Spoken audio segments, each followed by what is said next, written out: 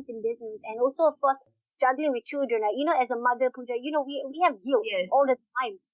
So even at work, we're in meetings, we're surrounded by guilt. We had to fly for business. We always worry that we're not giving enough time to our children, and sometimes we're trapped in a situation where we just can't. On that day, we had something urgent, we need to fix something. That's just an emotional struggle. I mean, women and mothers face it. So finding that balance was my biggest challenge, was trying to be a mother. I don't want my children to grow up and say, yeah, and people tell them, oh, your mom's successful. And they go like, yeah, but my mom was never there. I imagined that day would come. So that's why I remind myself that I would not let that day come where my children would not remember me as their mother, but more of a figure everybody else is talking about. So keeping that balance is important. Wonderfully said, Lisa. The way you have mentioned about your struggles in your journey, many might find relevance on those notes. One thing which I had in mind when you were talking about your struggles, especially at that point when your company was going through that phase of bankruptcy, what exactly sustained your passion to carry on at that bad phase of your life? I mentor a lot of businesses and leaders, right? And I love mentoring at startup pre-seed stage, at the early stage where you're about to groom a leader. And I always tell people that when you start a business, right, even the business that lasts the longest is always the business that contributes meaning to other people. If a business doesn't contribute meaning, it doesn't last very long. So I was always questioning people, what is the intention behind a business? If your intention is about monetary gain, it's about fame and publicity, it's about banking 1 million in your bank account, then the day that you have your first loss, you will break, you will quit because that disappoints you too much. But if your intention was to drive the community forward so that they get inspired, they get empowered to succeed in their own right, or you develop something that contributes value for them, allowing them to become financially independent, for example, if that is your intention, there will never be a time you have to quit because the mission will always be ongoing. You will always have another person tomorrow that you can empower, another person tomorrow that you can introduce your program to. There's another person tomorrow that you want to educate because the intention is way beyond paper dollars.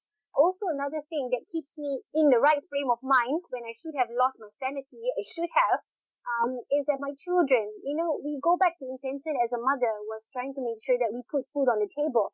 But not only that, we wanted more for our children. So we want to make sure that their future is secured. If my son wanted to do piano, he would ask me for a class, and I don't want to tell him, no, I can't afford it because it's something he wants to pursue. So bearing that in mind, since I have children, I always remind myself that the reason why I work so hard was because I owe it to my children as a responsible parent. I want them to have a better future than I do. So is with all the other mothers in the world.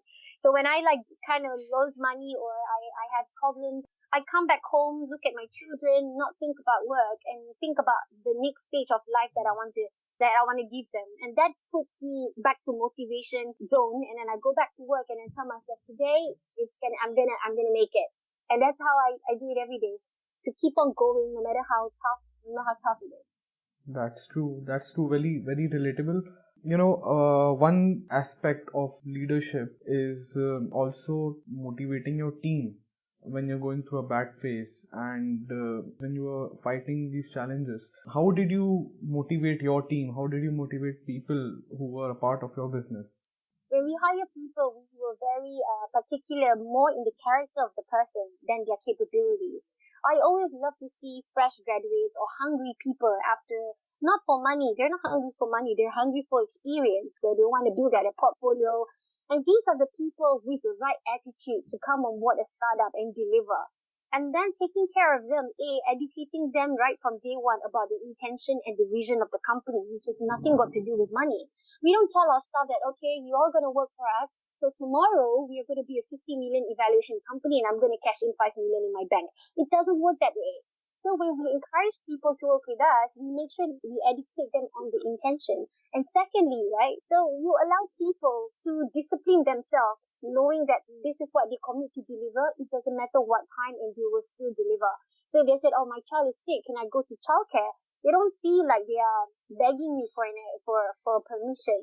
So I make sure that my staff they understand that I'm approachable and I understand their issues from any regard. And also to motivate them is of course to give them some career progression, which means an opportunity to be important or more important in your business. And we operate in 5 corporate offices. So you can imagine our staff are in the Philippines, Australia, Malaysia, and they've been with us with no questions of ever thinking of leaving, because I guess we really take care of them emotionally. Wow. A last sentence which you said about taking care of people who are working with you emotionally, I think that separates a lot of good leaders from great leaders. And your entire journey actually an expression of grit, and desire to be successful in what you're doing. And whether you find your motivation from your family or your friends or your colleagues or your passion, it's just your desire and grit to carry on in the bad phases when you face challenges. It was a really insightful discussion with you, Lisa, today. So, Lisa, the entire discussion with you has been so insightful for me, and I'm sure viewers out there would have taken many lessons and tips from you. Thank you, Lisa. Thank you We so had much, a guys. wonderful session out here. Thank you so much.